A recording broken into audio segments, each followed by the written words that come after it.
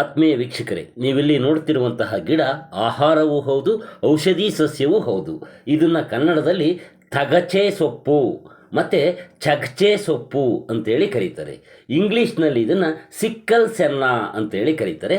ಸಂಸ್ಕೃತದಲ್ಲಿ ಚಕ್ರಮರ್ದನ ಗಿಡ ಅಂತ ಹೇಳ್ತಾರೆ. ಹೊಲ, ಗದ್ದೆ, ಬದು, ರಸ್ತೆ ಹೀಗೆ ಎಲ್ಲೆಂದರಲ್ಲಿ ಬೆಳೆಯುವ ಈ ಸಸ್ಯವನ್ನು ನಮ್ಮ ರೈತರು ಕಳೆ ಸಸ್ಯ ಅಂತಲೇ ಪರಿಗಣಿಸಿದ್ದಾರೆ. ಈ ನಮ್ಮ ಬಯಲುಸೀಮೆಯ ಜಿಲ್ಲೆಯ ಜನರು ಈ ಸಸ್ಯವನ್ನು ಆಹಾರದಲ್ಲಿ ಬಳಸುವಂಥದ್ದು ಸ್ವಲ್ಪ ವಿರಳ. ಆದರೆ ಈ ಮಲೆನಾಡು ಮತ್ತು ಕರಾವಳಿ ಪ್ರದೇಶದಲ್ಲಿ ಹೆಚ್ಚಾಗಿ ಬಳಸ್ತಾರೆ. ಅದರಲ್ಲೂ ಕೂಡ ಈ ಸೊಪ್ಪನ್ನು ಆಹಾರದಲ್ಲಿ ವರ್ಷಕ್ಕೊಮ್ಮೆಯಾದರೂ ತಿನ್ನಬೇಕು ಅಂತೇಳಿ ಆ ಕರಾವಳಿ ಮತ್ತು ಮಲೆನಾಡು ಜನ ಬಯಸ್ತಾರೆ. ಯಾಕೆಂದರೆ ಈ ಸಸ್ಯದಿಂದ ಈ ಸಸ್ಯವನ್ನು ಆಹಾರದಲ್ಲಿ ಸೇವಿಸೋದ್ರಿಂದ ರಕ್ತ ಶುದ್ಧೀಕರಣವಾಗ್ತದೆ ಮತ್ತು ಮಳೆಗಾಲದಲ್ಲಿ ಬರುವಂತಹ ಶೀತ, ಜ್ವರದಂತಹ ಕಾಯಿಲೆಗಳ ವಿರುದ್ಧ ಇದು ರಕ್ಷಣೆಯನ್ನು ನೀಡ್ತದೆ. ಇದನ್ನು ಆಹಾರವಾಗಿ ಬಳಸುವುದು ವರ್ಷಕ್ಕೊಮ್ಮೆಯಾದರೂ ನಮ್ಮ ಆರೋಗ್ಯಕ್ಕೆ ಸಹಕಾರಿ ಅಂತೇಳಿ ಅಲ್ಲಿಯ ಜನ ಪರಿಗಣಿಸಿದ್ದಾರೆ. ಹೀಗಾಗಿ ಮಲೆನಾಡು ಮತ್ತು ಕರಾವಳಿಯ ಜನರು ಈ ಸಸ್ಯದ ಚಿಗುರು ಎಲೆಗಳಿಂದ ಚಟ್ನಿ, ತಂಬುಳಿ, ವಡೆ, ಪತ್ರೊಡೆ, ಸಾಂಬಾರು ಮತ್ತು ಇಡ್ಲಿ ಅಂತ ಪದಾರ್ಥಗಳನ್ನು ತಯಾರಿಸಿ ಊಟ ಮಾಡ್ತಾರೆ. ಸುಮಾರು 90 ಸೆಂಟಿಮೀಟರ್ ಎತ್ತರಕ್ಕೆ ಬೆಳೆಯುವ ಈ ಸಸ್ಯ ಖನಿಜಾಂಶ ಮತ್ತು ಪ್ರೋಟೀನ್ಗಳಿಂದ ಸಮೃದ್ಧವಾಗಿದೆ. ಈ ಚಕ್ರಮರ್ದನ ಗಿಡದ ಎಲೆಗಳನ್ನು, ಬೀಜಗಳನ್ನು ಮತ್ತು ಬೇರುಗಳನ್ನು ಆಯುರ್ವೇದ ಔಷಧಿ ಪದ್ಧತಿ, ಚೀನಾ ಔಷಧಿ ಪದ್ಧತಿ, ಯುನಾನಿ ಔಷಧಿ ಪದ್ಧತಿ ಹಾಗೂ ಸಾಂಪ್ರದಾಯಿಕ ಔಷಧಿ ಪದ್ಧತಿಯಲ್ಲಿ ಭಾಳ ಪ್ರಾಚೀನ ಕಾಲದಿಂದಲೂ ಕೂಡ ಇದನ್ನು ಬಳಸ್ತಾ ಇದ್ದಾರೆ. ಇದರ ಬೀಜಗಳು ತಂಪಿನ ಅಂಶವನ್ನು ಹೊಂದಿವೆ ಮತ್ತು ಕರುಳಿನ ಆರೋಗ್ಯಕ್ಕೂ ಕೂಡ ಇದು ಒಳ್ಳೆಯದಾಗಿದೆ. ಈ ತಂಪಿನ ಅಂಶ ಹೊಂದಿರೋದ್ರಿಂದ ದೇಹದ ಉಷ್ಣದ ಸಮಸ್ಯೆಗಳೇನಾದರೂ ಇದ್ದರೆ ಅವುಗಳನ್ನು ಪರಿಹರಿಸುವ ಶಕ್ತಿ ಇದರ ಬೀಜಕ್ಕೆ ಇದೆ ಅಂತೇಳಿ ಸಾಂಪ್ರದಾಯಿಕ ವೈದ್ಯರು ಹೇಳ್ತಾರೆ. ಇದರ ಎಲೆಗಳು ಉಳುಕಡ್ಡಿಗೆ, ಅಂದರೆ ಚರ್ಮದ ಸಮಸ್ಯೆ ಉಳುಕಡ್ಡಿ, ರಿಂಗ್ ವರ್ಮ್ ಅಂತಾರಲ್ಲ, ಅದಕ್ಕೆ ಉತ್ತಮ ಪರಿಹಾರ ಆಗಿದೆ. ಹೇಗಪ್ಪ ಅಂದರೆ ಇದರ ಎಲೆಯನ್ನು ಚೆನ್ನಾಗಿ ಜಜ್ಜಿ ಅದನ್ನು ಈ ಉಳುಕಡ್ಡಿ ಆಗಿರುವಂಥ, ಅಂದರೆ ರಿಂಗ್ ವರ್ಮ್ ಆಗಿರುವ ಜಾಗಕ್ಕೆ ಹಚ್ಚುತ್ತಾ ಬಂದರೆ ನಿಧಾನವಾಗಿ ಆ ಉಳುಕಡ್ಡಿ ವಾಸಿಯಾಗ್ತದೆ. ಹಾಗೆ ಚರ್ಮದ ಹಲವು ಸಮಸ್ಯೆಗಳಿಗೆ ಈ ಗಿಡ ಉತ್ತಮ ಔಷಧಿಯಾಗಿದೆ. ಅಲರ್ಜಿ, ಸಿರಿಯಾಸಿಸು, ತುರಿಕೆ, ನಂಜು ಈ ಎಲ್ಲಕ್ಕೂ ಕೂಡ ಈ ಗಿಡದ ಎಲೆ ಪರಿಹಾರ ನೀಡ್ತದೆ. ಮಲಬದ್ಧತೆ ಸಮಸ್ಯೆಗೂ ಕೂಡ ಈ ಗಿಡದ ಬೀಜದಲ್ಲಿ ಪರಿಹಾರ ಇದೆ.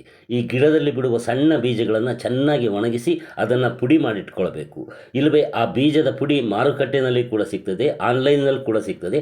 ಅದರ ಲಿಂಕನ್ನು ಟ್ಯಾಗ್ ಮಾಡಿರ್ತೀನಿ, ಬೇಕಾದರೆ ತರಿಸ್ಕೋಬೋದು. ಈ ಬೀಜದ ಪುಡಿಯನ್ನು ಗಂಧ ಅಥವಾ ಅರಿಶಿಣದ ಜೊತೆಗೆ ಅರೆದು ಹಾಲಿಗೆ ಹಾಕಿಕೊಂಡು ಕುಡಿದ್ರೆ ಮಲಬದ್ಧತೆ ಸಮಸ್ಯೆ ನಿವಾರಣೆ ಆಗ್ತದೆ. ಇದರ ಬೀಜಗಳಲ್ಲಿ ಆಂಥ್ರೋಕ್ವಿನೋನ್ ಅನ್ನುವ ಅಂಶ ಇರ್ತದೆ. ಇದು ಜೀರ್ಣಕ್ರಿಯೆಯನ್ನು ಕೂಡ ಉತ್ತೇಜಿಸುತ್ತದೆ. ಕಣ್ಣಿನ ಆರೋಗ್ಯದ ದೃಷ್ಟಿಯಿಂದಲೂ ಕೂಡ ಈ ಸಸ್ಯ ಒಂದು ಒಳ್ಳೆಯ ಪರಿಹಾರ ಆಗಿದೆ. ಈ ಗಿಡದ ಎಲೆ ಅಥವಾ ಬೀಜದ ಪುಡಿಯನ್ನು ಸೇವಿಸೋದು ಕಣ್ಣಿನ ದೃಷ್ಟಿ ಸುಧಾರಿಸಲಿಕ್ಕೆ ಸಹಾಯ ಮಾಡ್ತದೆ.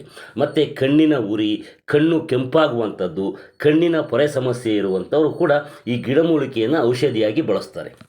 ಈ ಗಿಡದ ಎಲೆಗಳನ್ನು ಕೊಬ್ಬರಿ ಎಣ್ಣೆಯಲ್ಲಿ ಚೆನ್ನಾಗಿ ಅರೆದು ಅದರ ರಸವನ್ನು ಮೊಡವೆಗಳ ಮೇಲೆ ಹಚ್ಚುವುದರಿಂದ ಮೊಡವೆಗಳು ನಿಧಾನವಾಗಿ ಕಡಿಮೆ ಆಗ್ತವೆ ಮತ್ತು ಇದು ಚರ್ಮದ ಕಾಂತಿಯನ್ನು ಕೂಡ ಹೆಚ್ಚಿಸ್ತದೆ.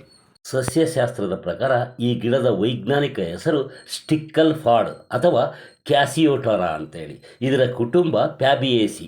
ಈ ಚಕ್ರಮರ್ದನ ಗಿಡದ ಮಹತ್ವವನ್ನು ತಿಳಿಸ್ಲಿಕ್ಕೆ ಒಂದು ಸಿನಿಮಾದ ಉದಾಹರಣೆ ಕೊಡ್ತೇನೆ, ಕೇಳಿ. ಈ ಭಕ್ತ ಸಿರಿಯಾಳ ಸಿನಿಮಾವನ್ನು ನೀವು ನೋಡಿರ್ಬೋದು. ಅದರಲ್ಲಿ ನಾಯಕಿಯಾಗಿರುವಂತಹ ಆರ್ತಿ ಅವರು ಅಂತಿಮ ದೃಶ್ಯದಲ್ಲಿ ಈ ಸೊಪ್ಪಿನ ಕುಡಿಯನ್ನೇ ತಂದು ಅದನ್ನು ಬೇಯಿಸಿ ದೇವರಿಗೆ ಅಥವಾ ಶಿವನಿಗೆ ಪ್ರಸಾದ ಅಥವಾ ನೈವೇದ್ಯವನ್ನು ಮಾಡಿ ಅರ್ಪಿಸ್ತಾಳೆ. ಈ ಚಕ್ರಮರ್ದನ ಗಿಡದ ಮಾಹಿತಿ ನಿಮ್ಗೆ ಇಷ್ಟವಾಗಿದ್ದರೆ ಈ ವಿಡಿಯೋಗೊಂದು ಲೈಕ್ ಮಾಡಿ, ಹಾಗೆ ನಿಮ್ಗೆ ಅನಿಸಿದ್ದನ್ನು ಕಾಮೆಂಟ್ ಮಾಡಿ. ಈ ವಿಡಿಯೋ ಹೆಚ್ಚು ಇಷ್ಟವಾಗಿದ್ದರೆ ಇದನ್ನು ಶೇರ್ ಮಾಡಿ ನಿಮ್ಮ ಸ್ನೇಹಿತರಿಗೂ ಕಳಿಸಿ, ಅವರು ಕೂಡ ನೋಡಲಿ. ಇದೆಲ್ಲಕ್ಕಿಂತ ಮುಖ್ಯವಾಗಿ ನೀವು ನೋಡುತ್ತಿರುವ ಈ ನೇಟಿವ್ ನೆಸ್ಟ್ ಯೂಟ್ಯೂಬ್ ಚಾನಲ್ಗೆ ಇನ್ನೂ ಸಬ್ಸ್ಕ್ರೈಬ್ ಆಗಿಲ್ಲ ಅಂದರೆ ಈಗಲೇ ಸಬ್ಸ್ಕ್ರೈಬ್ ಮಾಡ್ಕೊಳ್ಳಿ. ಈವರೆಗೆ ಈ ವಿಡಿಯೋ ನೋಡಿದ ನಿಮಗೆ ನಮಸ್ತೆ ನಮಸ್ತೆ ನಮಸ್ತೆ.